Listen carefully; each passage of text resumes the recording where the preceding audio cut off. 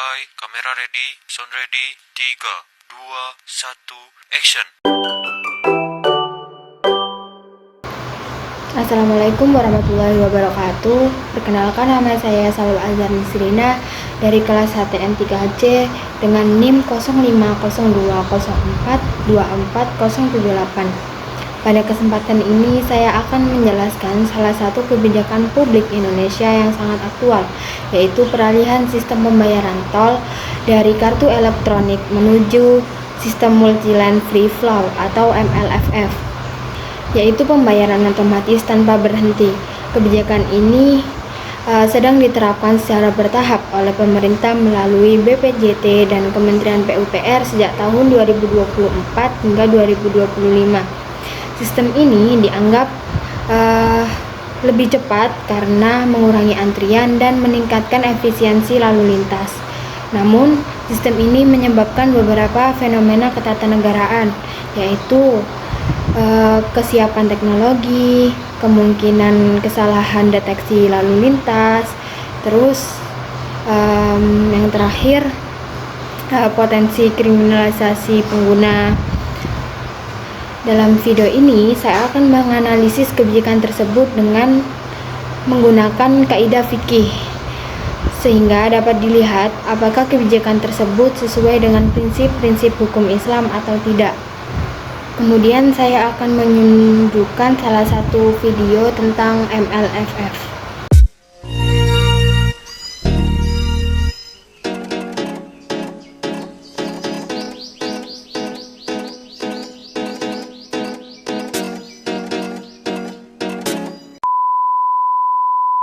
Mulai 2024, tapping e-tol bakal dihapus. Ini nih gantinya. Mulai tahun depan, sistem pembayaran di jalan tol nggak bakal pakai kartu e-tol atau e-money lagi nih. Kata Menteri PUPR, semua jalur gerbang tol nggak bakal lagi memakai sistem transaksi pembayaran menggunakan tapping atau menempelkan e-tol. Nanti pembayarannya bakal diganti pakai multi-lane free flow atau MLFF. Dengan adanya sistem ini, pengendara nggak perlu berhenti atau buka kaca di setiap gerbang tol buat ngelakuin pembayaran. Jadi pas pengendara lewat pintu gerbang tol, saldo uang elektronik yang ada di aplikasi khusus bakal terpotong otomatis. Sejauh ini sih uji coba sistem MLFF udah dilaksanain di Jalan Tol Bali Mandara dan baru bakal diterapin di seluruh gerbang tol di Maret 2024 mendatang. Makin canggih aja nih ya. Menurut lo gimana?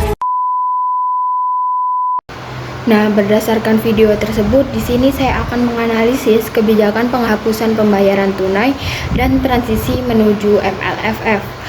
Di sini saya akan menggunakan satu kaidah fikih utama, yaitu at-tasarrufu ala ra'yati manutum bil maslahah, yang berarti kebijakan pemimpin terhadap rakyat itu harus berdasarkan pada kemaslahatan. Berarti kaidah ini menjelaskan suatu kebijakan pemerintah harus bertujuan menghadirkan manfaat yang lebih besar bagi masyarakat.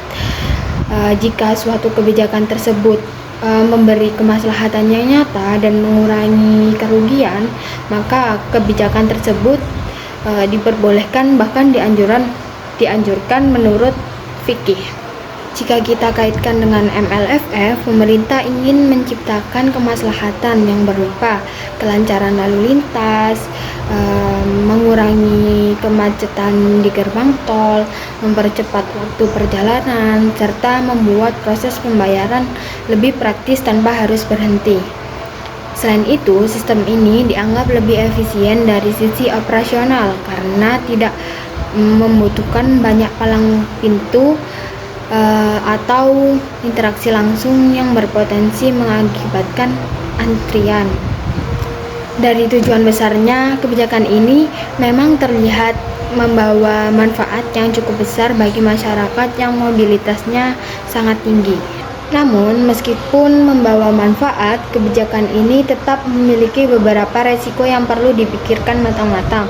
Misalnya, ada kemungkinan salah baca nomor plat oleh sensor, munculnya tagihan yang tidak sesuai, kesulitan bagi masyarakat yang belum terbiasa dengan teknologi digital, atau bahkan kekhawatiran soal keamanan data pribadi. Hal-hal seperti inilah yang menimbulkan kerugian atau kebingungan bagi masyarakat. Dalam kaidah fikih yang kita pakai, pemerintah tidak hanya diwajibkan menghadirkan manfaat, tetapi juga harus memastikan bahwa potensi kerugian tersebut dapat diatasi dan tidak dibiarkan begitu saja.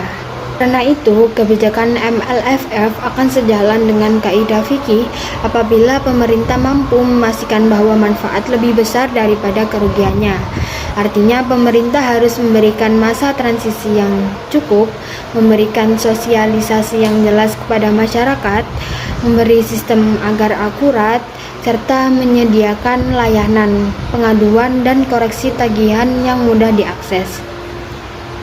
Jika seluruh langkah ini dilakukan, maka kebijakan MLFF bisa dikategorikan sebagai kebijakan yang sah dan baik menurut kaidah fikih. Karena tujuan utamanya memang untuk meningkatkan kemaslahatan umum, tetapi jika ternyata kerugian yang muncul lebih besar dan pemerintah tidak berupaya mengatasinya, maka kebijakan tersebut perlu dikaji ulang. Dengan demikian, keberhasilan kebijakan ini sangat bergantung pada sejauh mana sih pemerintah benar-benar menjaga prinsip kemaslahatan yang menjadi dasar dari kaidah fikih tersebut.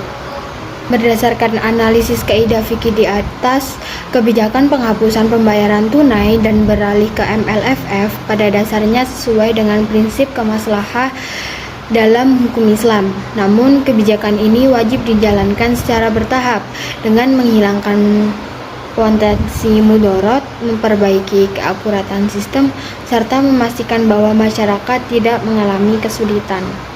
Dengan demikian, kebijakan MLFF dapat dinilai selaras dengan kaidah fikih selama pelaksanaannya memenuhi prinsip.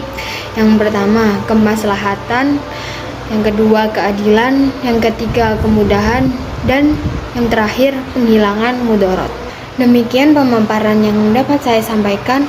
Semoga penjelasan ini bermanfaat dan dapat memberikan gambaran yang lebih jelas mengenai penerapan kaidah fikih dalam kebijakan publik. Terima kasih atas perhatian dan kesempatan yang diberikan. Wassalamualaikum warahmatullahi wabarakatuh. Bye-bye.